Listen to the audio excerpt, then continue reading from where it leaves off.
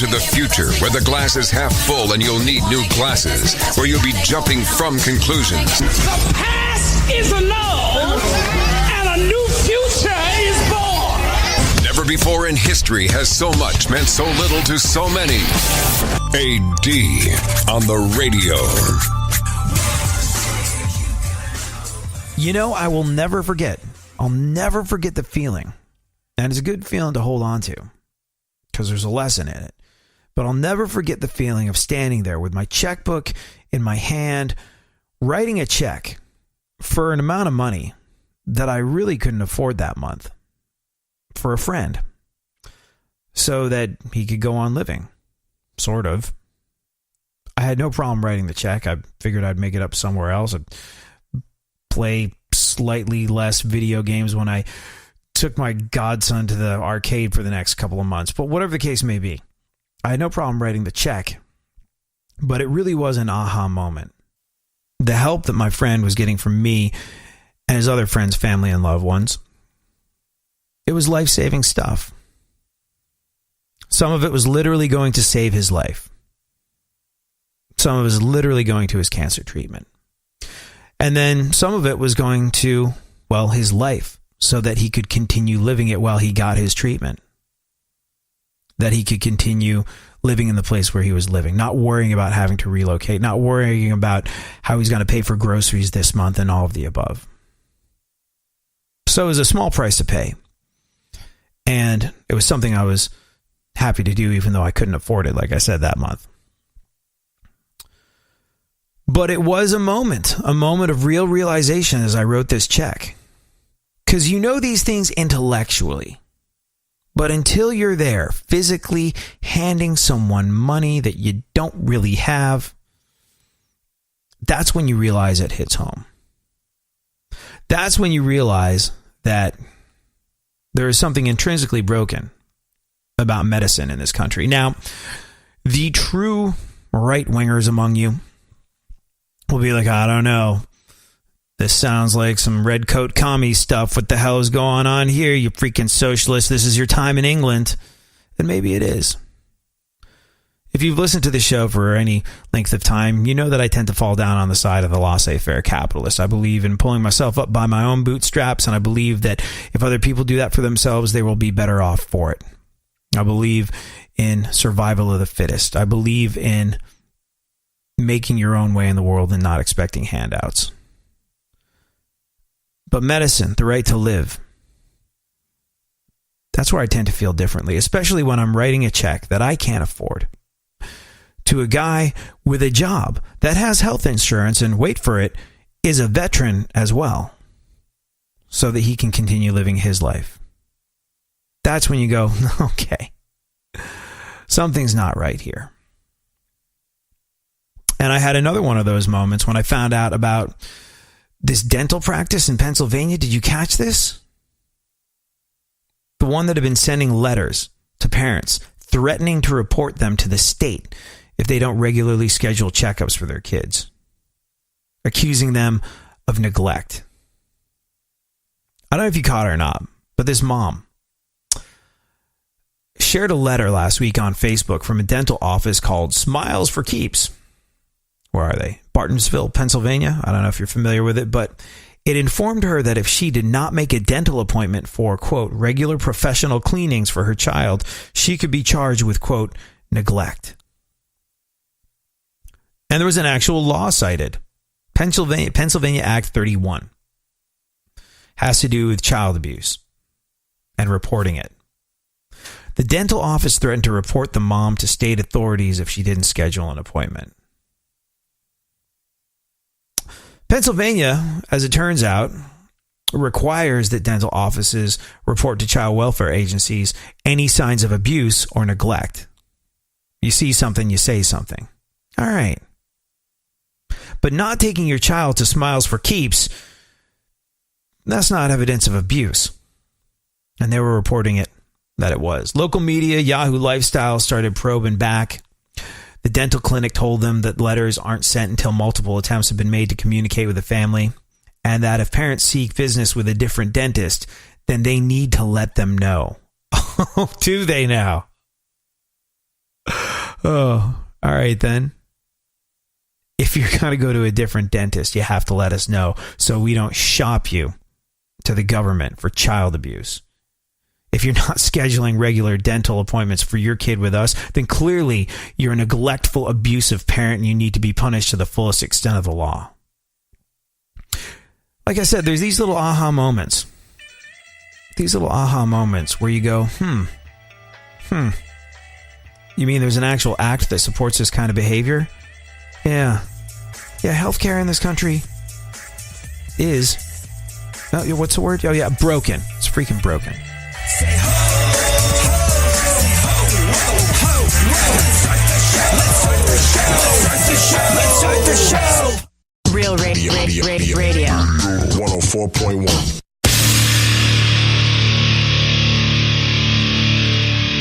Where the left and right come together for fundamental truths.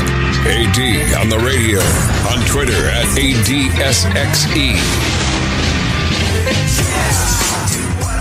So if you are just joining us, there's something bizarre afoot. And look, like I said, there's these moments, these sort of aha moments where you go, something's not right. Something's not okay. Something is intrinsically broken here with reference to our healthcare system.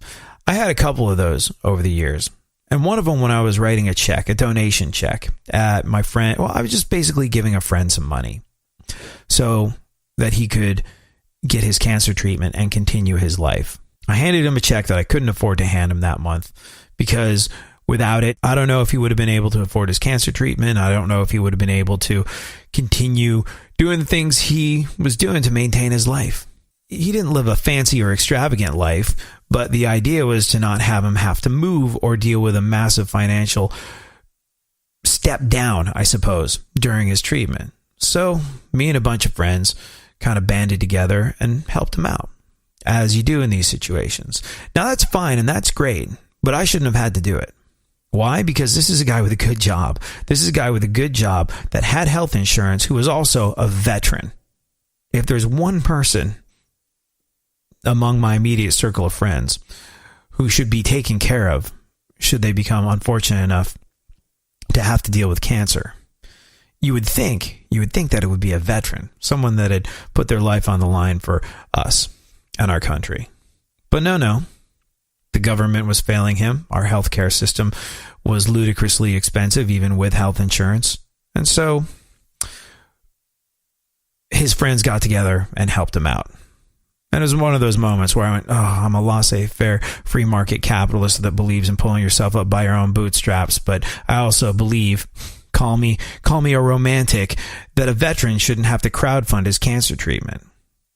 There's moments where you go, something's not right. Another one of these moments would be this one that we've been reading about.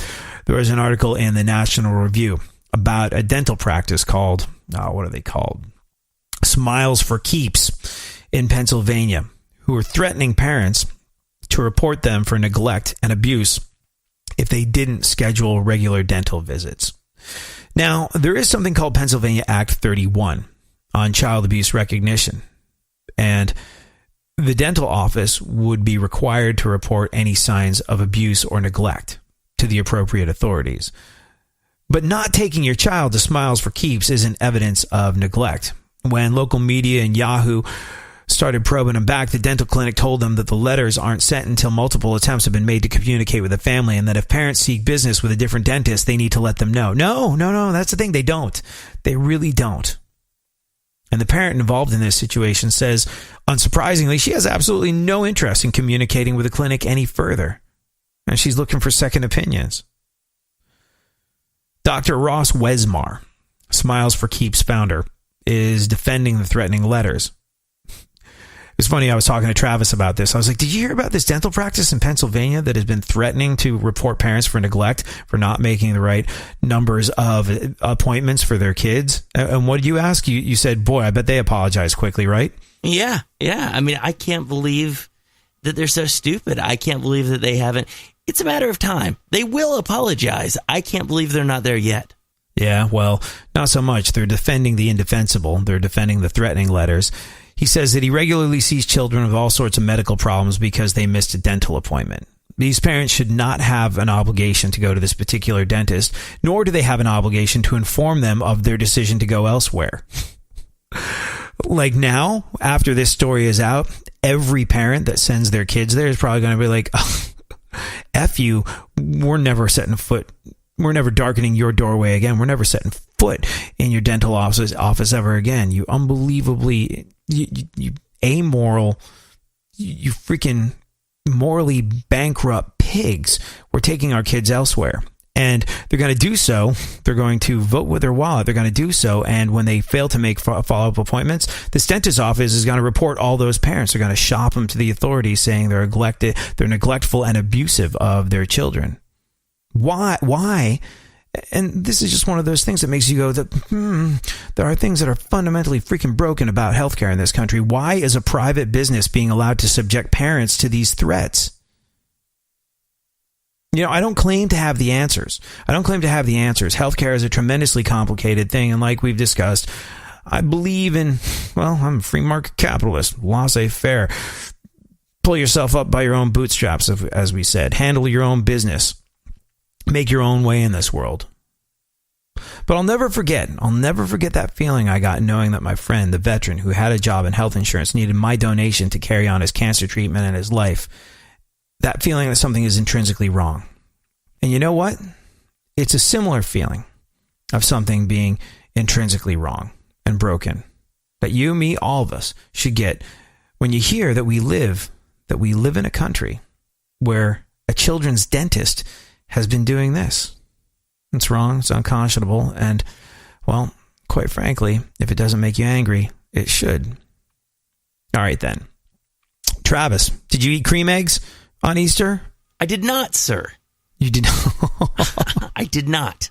How'd the Easter diet go? Did you manage to stick to it? You've been on this health and fitness regime for some time now. If there's any time where you're going to fall off the wagon, it's where vast quantities of jelly beans and chocolate eggs and things of that nature are up for grabs. I'm curious to know if you managed to stick with it and if you are still on your way to becoming a ripped, shredded super athlete, or if you are now approximately 6 foot by 6 foot of jelly beans and chocolate. We'll find out next.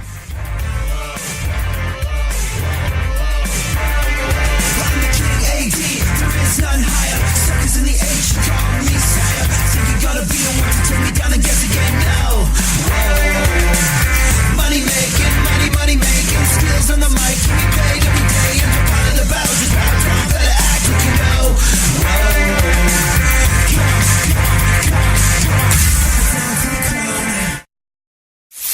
For more stimulation and less irritation, 9 out of 10 doctors choose KPRC AM 950, Houston's more stimulating talk radio. Don't get the blues, get all the news. We mean all of you guys out there in Radio Land. All aboard! He's back. AD on the radio. That dentist threatening to turn parents in for neglect and abuse if those parents didn't make a certain number of dental appointments per year for their kid. That's essentially extortion. That's blackmail. That's tantamount to a mob shakedown, right, Travis? I'm not making too much of this, am I? Oh, that infuriates me. It absolutely, a lot of people say things like, I wouldn't wish the man to lose his entire practice over this. I wouldn't wish for him to lose, his everything that he's worked to own. I would.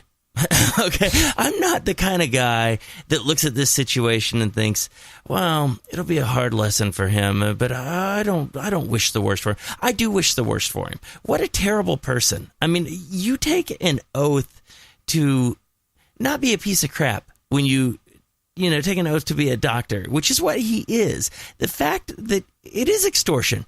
It absolutely is extortion. There's a big difference between seeing neglect and trying to extort money out of people. And I'll tell you, I've never really felt that way out of most doctors, but I myself have felt that way out of dentists. And I don't know what it is about dentists, but I always get the feeling at dental offices that they're trying to get more out of me than they really should be.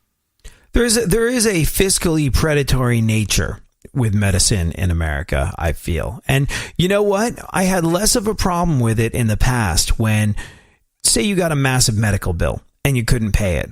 you just agreed to make payments for a little while, and agreed to make payments until they eventually settled or whatever. But the thing that they couldn't do in the past, and I can't remember what year this law changed, but there was a law that if you had medical debt, it wasn't they couldn't report that to that couldn't be a blemish on your credit. You know what I mean? Like you could walk around with all sorts of unpaid medical bills, and that was not something that could affect your ability to go buy a car or get a house or rent an apartment or all those things. And there was a year that changed, and I don't remember what year that was, where your medical bills could impact your credit. And it's just like, that's where, look, some people might be aware of it. Some people might be concerned about their credit. Others might not. And you know what? Doctors still can't refuse to treat people. You go to the emergency room and they're obligated to treat you. But there's people that will now avoid going to get medical treatment because they're like, I'm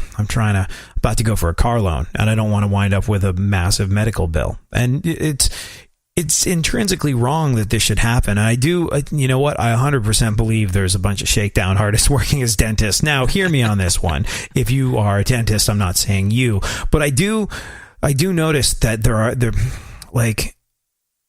I went to a new dentist a little while ago just because I couldn't get an appointment with my old dentist. And I was like, I think I cracked something. Oh, these people are close. And I'd only been to this dentist once. Like my quote unquote regular dentist, I'd only ever seen once. So I was like, I didn't like him that much anyway. Let me just go to this other one and see what's up.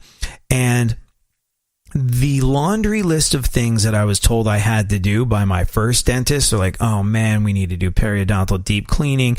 You need a mouth guard because you're grinding your teeth into nothingness, and we can see that everything is horrible and awful in your mouth. And meanwhile, I've never had a single freaking cavity in my life. I was like, any cavities? They're like, no, but it's going to happen soon, which is why we need to preemptively fill. I was like, preemptively fill? They're like, well, you got some fracture lines here that we need to take care of, and you need all this stuff. And they proposed a course of treatment that was it was around $7,000. And I didn't even look to see how much of it would be covered by insurance. So I was like, all right, if I got to do it, I got to do it. Like I've always had really good teeth up till now. But I was like, mental note, let me go get a second opinion. And then I felt like I chipped a molar, so I went to the dentist, this other dentist, just because I could get an appointment there quicker. I was like, do I need fillings? Do I need it? And they're like, no, you are grinding your teeth a little, and you might want to keep an eye on it because you could use a mouth guard, and that could, but you're not in any immediate danger right now. I was like, if I get a mouth guard, I'm going to have problems sleeping. And they're like, yeah, so, but today, just the cleaning, $80, please. I was like, what? I was like, are you sure there's nothing? They're like, we'd love to try and sell you some stuff, but you have excellent teeth. You've never had a cavity. Like, genetically, you are gifted. Why are you trying to throw money at us? And I was like, you will forever have my business, because it was just like the difference between what I was told I must do, or my mouth would be on its way to certain demise, versus $85 and keep an eye on this. Like, I was just like, what the hell, man? Yeah. No. I can't stand. I've never hated going to the dentist like most people hate going to the dentist because of like the dental work. I don't mind them being in there and doing the stuff that they're doing. I don't mind holding my mouth open. I actually love the way my teeth feel when I leave the dentist. So I've never dreaded going to the dentist. The only thing I hate about the dentist is the feel of extortion. But I will tell you, and the last 2 dentists I've gone to, I've walked out of there going, did they use a gun? I mean, seriously, I feel like I was just robbed at this place. But I'll tell you, I started going to the dental college, which a lot of people are going to laugh at me for, but never before have I felt like these people are being more honest with me. I've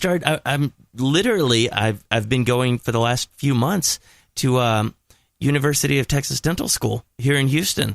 And it's not for everybody. It takes quite a bit longer because you're dealing with a dental student. But my God, I don't feel like these people are lying to me. And it's incredible. Like, it's amazing.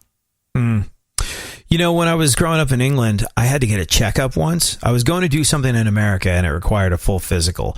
And I took the requirements for the full physical to my English doctor and said, I need a checkup. They're like, checkup? I was like, yeah, physical. I guess I haven't really gotten them here too often. Maybe I should have been getting them more often, but my mom says, like I don't really need them, or I haven't been. I couldn't remember why I wasn't getting a checkup all the time. They're like, Now you're in your mid-teens, which I was at the time. They're like, you don't need a yearly checkup. That's not a thing that we do over here. They're like, that might be common in America, but no, we only recommend a yearly checkup after you hit 35. When you're younger, when you're growing, when you're like closer to childhood and you need immunizations and booster shots, and we need to make sure that all the developmental stuff is happening, then there's all sorts of occasions for you to come in and get checked up on. But like a yearly checkup, no. Like, how many times have you been in this year? I was like, I don't know, 3, maybe 4 when I got sick. And they're like, right. And during that time, have we checked you out for other things? I was like, yeah. They're like, when it's been necessary, we've done blood work here and there. And they're like, this is the difference between America and England. This is how you can tell the medical system over there is for profit and not for health. And like, they didn't really drive the point home, but they're like, we sort of don't feel like you need a checkup every single year until you get to be a certain age where you got to watch out for stuff. But in your mid-teens, not necessary. But we'll do this checkup for you. Fine, sure. Well, the cost is, again, nothing because it's England. But like it did really sort of like, and maybe it's incorrect for me to carry that experience with me everywhere I go, but it really did set a tone for how suspiciously I look at anything medical in America. And look, I understand free market capitalism and money, basically, for want of a better expression, has allowed us to achieve unbelievable things. Like, in Houston, there's the DeBakey Heart Institute where my father went when he had problems with his ticker, and they did the first ever heart transplant there. They know what the hell they're doing, and a lot of that has to do with the advancements that have been paid for by the massive amounts of money that the medical industry makes. But it gets to a point where you're just like, okay, all right, like, do I need to go to the medical college to get an honest opinion because people aren't, leveraged up to their eyeballs in the rent that they pay for their own practice and the salaries that they got, you know what I mean? Like, it's a whole different ball of wax. It's the one thing that I always come back to over and over again, where like my true righty friends go, look what a mess the government is. Do you really want them to be involved in medicine? I'm like, no, but what we have right now is not okay. You know what I mean? It's just like when I've got bills, like I sprained my ankle the last couple times I got sick, and I've been very, very fortunate with this sort of stuff, but I got the flu. Oh man, I got the flu uninsured a couple years ago. It was between, I was working as an independent contractor, and I was like gonna be entering full-time employment in a month. So I was like, I'll just skate for a month without health insurance, whatever. Got the flu, cost me $500 because I didn't have health insurance. Cost me $500 for a couple courses of antibiotics, and like cost me $500 to get over the flu. I have health insurance now, pretty decent health insurance, and I sprained my ankle a little while ago. It was supposed to cost me $3,000. That's what my out-of-pocket was going to be. And I negotiated it down where they're like, okay, well, here's what you owe. You want to get on a payment plan, or, we can make it all go away for a one-time payment of this. I was like, medical treatment should not be, let's make a deal, but yeah, let's make it go away for the one-time payment. And it cut my bill in half. And I was like, what the hell are you doing? This is intrinsically wrong. There's people that can't afford to make that one-time payment. People that are going to be stuck doing this is going to affect their credit. And it's so broken. It really, really is. Like, and I know there's like seething right-wing people there going, what you're encouraging is socialized medicine, and that'll mean no hospital beds for anyone, and instant and, hideous death for anybody that even gets vaguely sick. And I don't know. I reserve the right to differ a little on this one, as out of sorts as it makes a lot of my truly right-wing friends.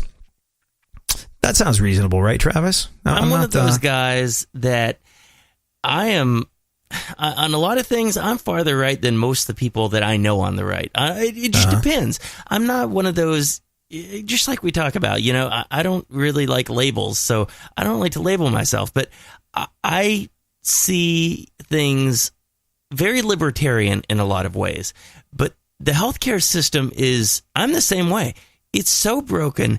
It is one of the few things that I look at it and I go, so many countries in this world have done social medicine in a way that we look at healthcare and we look at quality of life and we look at the healthcare systems, and so many independent research, shows that it's just as good or better than American healthcare. Well, I mean, the other thing is like America, depending on which study or survey you're looking at, is known for having like the worst like healthcare in the world in terms of accessibility to, like, in the civilized world. Obviously, we're talking about the civilized world, but America is known for being the absolute worst, bottom of the class. You fail hard, go back and don't come back to take the test again until you are significantly better. Like, America is as advanced and as amazing as American medicine is.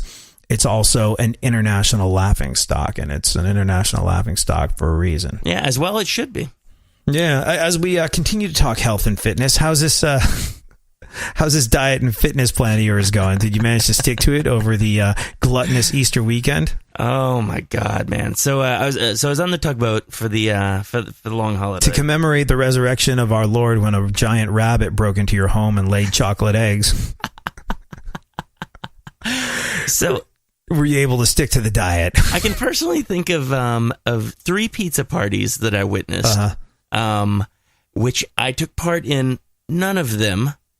The engineer on our tugboat brought a Easter feast to the boat, which I successfully avoided. So far, I have not cheated, which is absolutely amazing. So it's gone well. It's funny, though, because I was talking to my nutritionist about it, and we were discussing, that I was doing well. And I was like, I'm doing great. I said, the cravings are just what kill me. I said, I'm doing good. I said, you'd be proud of me. I haven't cheated. I'm still on the diet. I'm very successful. I've been working out. I said, but the cravings are what really start to get to me. And she said, we could look at a medicine called Topamax that deals with addiction, and it deals with cravings. She's like, okay, well, hold on a second. From this conversation, you might think that Travis Golightly is 6 foot by 6 foot of jelly beans and chocolate and on the verge of death. Like, but you're just a person that feels like you have an unhealthy relationship with food, and you're trying to break that and replace it with a healthier one. I definitely do. Well, the thing is, I mean, I see a nutritionist for a reason. I have a very unhealthy relationship with food. I love food. I'm usually able to control myself, but it's one of those things that, like, if I allow myself to eat a pizza, like if I allow myself to take part in a pizza party, I'm not having one slice or two. I'm going to have as much as I can eat until I'm just disgustingly just sick to my stomach. So it is a problem. So just so we can be clear on this one, you are considering getting on addiction medication to help change your unhealthy relationship with food. One would wonder if this addiction medication came with any significant side effects. Yep, that's what one would wonder.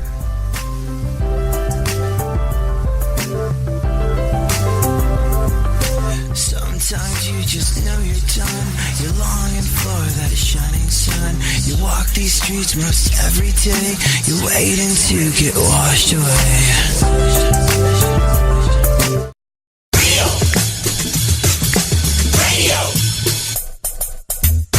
Radio. 104.1.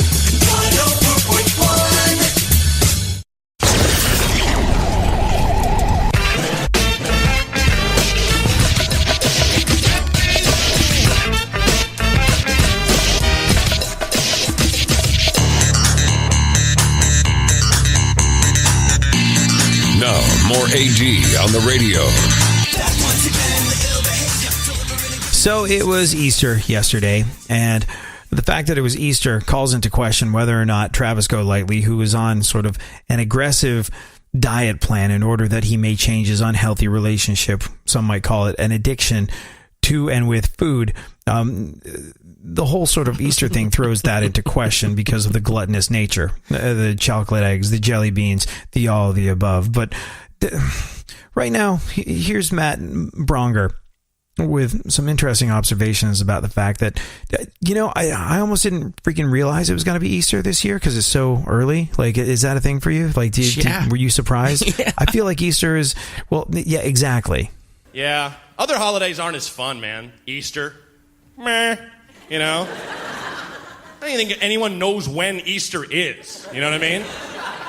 And I'm like I was, raised Christian. I still, it's like I always have to check the calendar. Like, when? All right.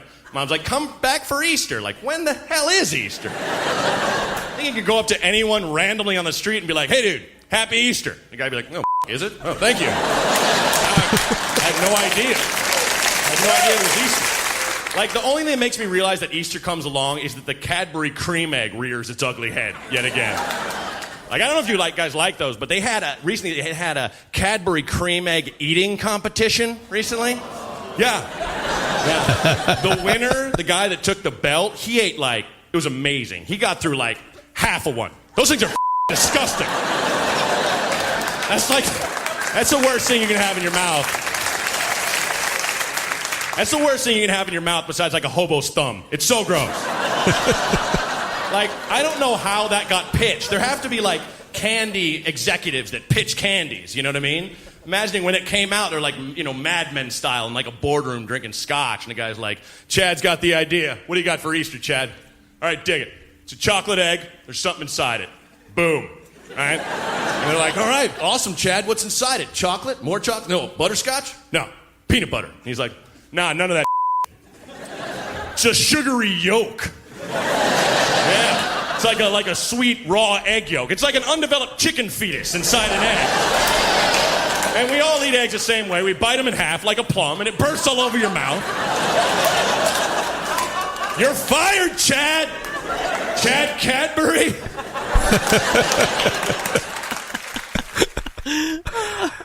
I think when I was about 11 years old, growing up in England, one Easter, we had actually Easter on a boat. The Easter Bunny came to our boat. Very intuitive of him. But we had Easter on this. It's really kind of cool. You'd probably like it, Travis. It's this thing where you can travel what are called the Broads in England. And it's sort of like the equivalent of taking a really lousy RV trip on a boat. They're not comfortable, they're not cool, but you can cruise through parts of England, and they're really kind of fun, cheap, cheerful ways to see portions of the English countryside. You basically go, now as an adult, it sounds amazing. As a kid, it was just hell on wheels. It was boredom upon boredom wrapped in doldrums. I read through so many books, and my parents were like, you might want to take a look at this beautiful English countryside. I'm like, it's green, it's a field. I've seen it for the last 3 days. This sucks. Take us on a real vacation next time. Now, as a kid, now as an adult, I'm like, wow, I was so fortunate to have that opportunity. But we did one Easter on a boat, and I'll never forget it because there were Cadbury cream eggs, and I ate 11 of those things. 11? And 11, and I threw up constantly for a day and a half. Threw up everywhere, threw up off the side of the boat, threw up into the boat's toilet, clogged the boat's toilet with my throw up, threw up into the boat's shower. My parents were unamused by my choices of vomiting places. And it was all because of the Cadbury cream egg. And this Easter, I actually successfully managed to choke one down. I haven't even been able to look at one of those things since I was 11, but there was one that was around today or yesterday, and I was just like, all right, let's give it a go. And I managed to, yeah. And it was disgusting. Yeah. I did do exactly what good. Matt and Bronger said. I bit into it, and it looked like an underdeveloped chicken fetus in the middle of it and tasted disgusting. Yet, one of the most popular candies on the face of the planet. I remember when I first moved to England, that was a big deal because here, they only come out around Easter time. In England, Cadbury cream eggs, you can get them year round. And that was a big, big deal to me. I loved them so much until that one fateful Easter where I had 11 of them and things went badly wrong. And yeah, there's that. So wait a second, Harlem, rewind this. You are being pitched on an addiction medication called Topamax so that you can correct your unhealthy relationship with food by your doctor. I go back and forth between being in absolutely incredible shape and being in terrible shape. And it's just, it's like I spend a year being in awesome shape, and then I'll get a different job that has terrible hours, and there's just no time to meal prep, and there's no time to be in the gym once or twice a day. So it's just one of those things. And when I'm not on a healthy diet, I make the worst food choices ever. It's not just, I'll go to Jack in the Box. But you'll go and you'll order enough food for 5 people and eat it all in one sitting. Yes, and that's the thing. And I'm completely aware of it. I know what a healthy diet is. I know all this. So so she was like, hey, look into this and tell me, what you think about it, because I think it could be good for you. So I started looking into it, and it has some side effects that, one would want to be aware of. Are you going to grow a third nipple or something? What's good? Well, the one that concerned me was it can make you like a little cloudy in the head. So it can kind of dumb you down a little is what it seems like. So it's going to make you stupid. Yeah, a little bit. I've read some reviews on it, and from what I can tell, a lot of people haven't had any issues with it. But I started like throwing it back and forth in my head, and I'm like, okay, what if my two options are a little more stupid and in a whole lot better shape, or in worse shape and I'm smarter? Do I want to be smart and fat, or do I want to be thin, good looking, and stupid, or smart and a little fat? Yeah. So that's my two options. That's you realize that your life has become an episode of Seinfeld, right? Oh my God. No, I'm not even joking. There is like that one episode right. of Seinfeld where George stops having sex and gets really freaking smart. And he decides he's not ever going to have sex again because he loves being a genius. And that's the one where he's starting hitting home runs in Yankee batting practice because it's velocity and trajectory. This stuff is not difficult, Derek Jeter. Get it together. And then like he learns how to speak Portuguese really fast. And this is my life now. He learns how to speak Portuguese really fast, talks to a waitress in Portuguese because he's a genius, and then she has sex with him and he gets stupid again. Travis, this is your life.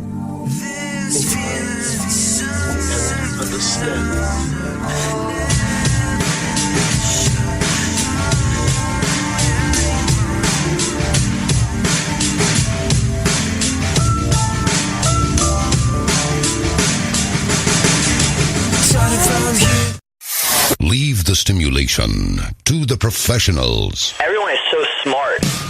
KPRC, more stimulating talk radio. There's something happening here, and you should know what it is. The dumbing up of America. Now, more AD on the radio. So, yesterday was, of course, April Fool's Day. And because of that, and because we missed our day on the air to pull whatever sort of juvenile radio prank people pull in these situations, I'd like to make it perfectly clear that it is in no way, shape, or form an April Fool's joke or a piece of fake news when I tell you that a little later on in the show, you and I are going to discuss a white supremacist leader who was arrested after an affair with his mother-in-law. Yes, true story. Folks purporting to be part of a superior race. However, I would like to discuss some of my favorite April Fool's hijinks. Pretty much every brand now rolls out some kind of fake product or announcement for April Fool's Day. Most of them are terrible. But did you see this? Two companies actually came up with ideas that are good enough to be real this year. Check them out. Burger King announced a chocolate Whopper. Did you see this? I didn't. Hold on a second. Burger King put out this commercial about a chocolate Whopper on April Fool's. Chocolate Whopper. Coming soon. Maybe. They went all out. They even produced like a, fairly compelling piece of audio for it. But yeah, Burger King announced a chocolate Whopper with chocolate cake buns, a chocolate patty, raspberry syrup ketchup, white chocolate onions, milk chocolate lettuce, vanilla frosting mayo, and candied blood orange tomatoes. I am so in. That sounds awesome. It doesn't exist. It was part of an April Fool's prank. But the picture of it looks amazing. I'm wondering if this was... it looks so good. Oh my gosh. You know what I actually had from an Italian restaurant a little while ago? I was like, what even is this? It was some sort of there were little sort of slices of circular chocolate. Kind of they weren't firm. They weren't like pieces of chocolate. They wouldn't break and crumble and stuff. They were sort of it was almost like thicker chocolate mousse cut into slices. And I was like, what the hell is this? It's delicious. What is it? It was from this Italian restaurant food truck that was at a radio promotion I was doing a little while ago. And I was like, they're like, it comes with the dessert here. And I was like, what is this called? I've never had anything like this. And that's chocolate salami. And I was like, no kidding. And it was basically something meant to mimic the texture of salami, i.e. little slices that you could pick up and eat. But it was completely made of chocolate. And it was absolutely freaking delicious. Oh my God. Yeah, so good. Sounds incredible. Cup Noodles teamed up with a company called Zenny Optical to make steam-proof glasses for ramen heating. I thought that was kind of clever. The glasses have a tiny built-in fan that blows away steam, plus they have a detachable fork on the side. As far as we know, neither company has any plans to turn their pranks into real items that they sell, but in both cases, they really should, because they're just leaving money on the table, especially in the case of a chocolate Whopper. I am all into that. Did you catch Seth Rogen's April Fool's joke? Did you see that? No, I didn't. I actually didn't see any April Fool's jokes, which is a nice thing, but I don't know how I missed them all. Yeah, Seth Rogen did an April Fool's joke with Netflix where he signed himself over to them forever. New Netflix deal. I, Seth Rogen, do hereby relinquish ownership of mind and body to the entity known as Netflix Inc., hereby referred to as Seth's owners. Furthermore, we reserve all rights across all current and yet to be invented technologies, VR, AR, AV, animated puppet shows, designer drugs, are in good faith owned outright and fully by Netflix Inc. The ability to frame you for murder and the rights to film a docuseries about that murder and biopic starring John Goodman. Seth also acknowledges the immutable right of Seth's owners to alter Seth's name to whatever they please in any given instance. Example, Terry Creamer and Chorpo Nutley. It's pretty standard. Terms of this agreement are not open to amendment and will continue to be in effect even in the instance of Seth's untimely and mysterious death. I should have read this before I signed it. If it works for Adam Sandler, it'll work for me, I guess, right? Let's do this thing.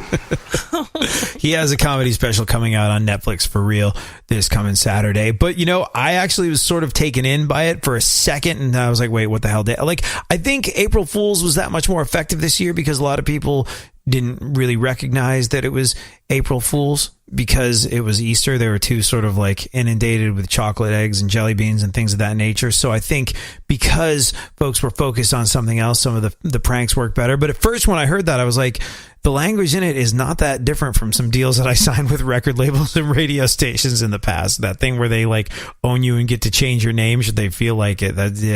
I've seen that in first drafts of some deals that I shied away from. So I was like, maybe, you never know. Lindsay Lohan's April Fool's joke for Lawyer.com was that she'd been asked to speak at Harvard Law School's commencement. So I got really exciting news today, and it's a very important letter that's attached with it. And I feel very honored and blessed because it comes from Harvard Law School. Okay, I got it.